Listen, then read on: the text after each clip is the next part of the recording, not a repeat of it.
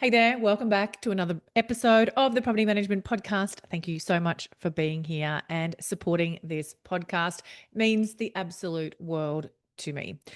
Now, this episode is going to be a long one, so brace yourself.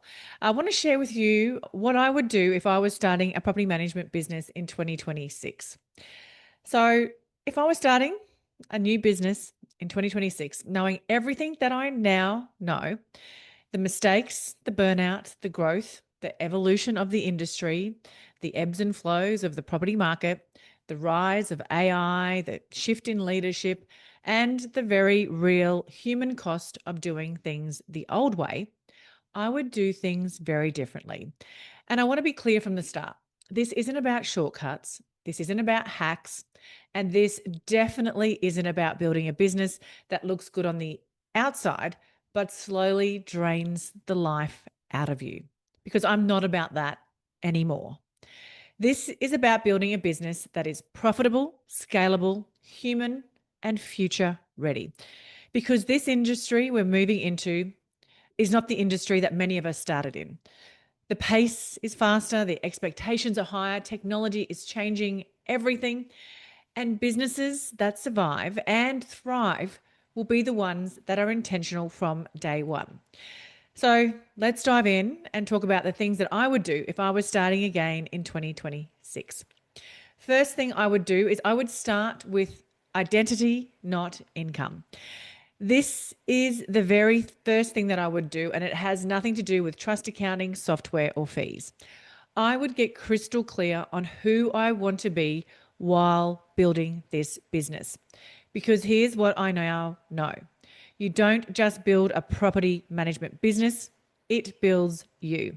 And if you don't decide up front what you're available for, what you value, and what success actually looks like for you, the business will decide for you, and it will default to urgency, chaos, stress, overwhelm, and overwork.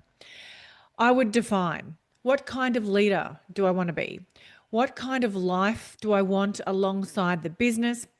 And what am I not willing to sacrifice for growth? Because profit without sustainability is not success. And no amount of scale is worth chronic stress, health issues, or broken relationships. This industry has normalized burnout for far too long, and I wouldn't build on those foundations ever again. The next thing I'd do is I'd design the business around capacity, not just growth. Growth for the sake of growth is a trap. If I was starting out again, I would design the business around capacity first, mine and the team's. And that means clear portfolio caps from day one, defined service levels. Everything's not for everyone. If you pay cheaper fees, you get cheaper service. If you pay premium fees, you get the premium service.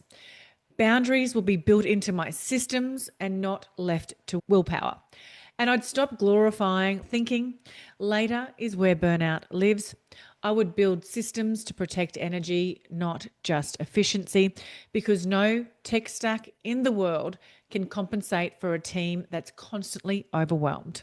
And yes, I would absolutely use technology, but with intention. AI and automation would support decision making, communication, and process, not replace human judgment or connection. It would amplify my customer service, and it would amplify the clarity in my business, not add any more chaos. I'd also build a personal brand before I built a big business. If I was starting a PM business in 2026, I would build my personal brand alongside the business from day one. Not because I want to be an influencer, far from it, but because visibility, trust, and connection drive growth faster than your business brand ever will. I would show up online as the face of the business, the voice of leadership, the perspective behind the service.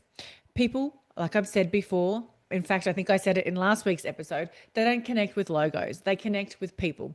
And in a crowded, noisy market, your perspective is your difference.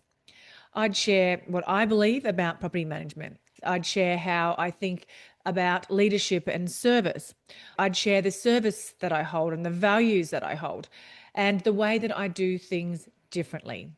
Because in 2026, attention is currency and personal brand compounds in a way that corporate branding alone never will. The next thing I'd do is I'd stop trying to do everything and be everything to everyone. I would niche much faster and with more confidence, and not just a demographic niche, but a values niche as well. I'd be very clear about who we work with best, who we are not right for, and what we will and won't tolerate. The businesses that struggle the most are the ones that say yes to everyone. Boundaries aren't bad for business, they're essential for sustainability. And in 2026, clarity will outperform volume every single time. The next thing I'd do is I'd invest in leadership skills early. And this is where most PM businesses fall over. I would invest in leadership development before I needed it. Not just technical leadership, but emotional regulation, communication under pressure, nervous system awareness, decision making from clarity, not urgency.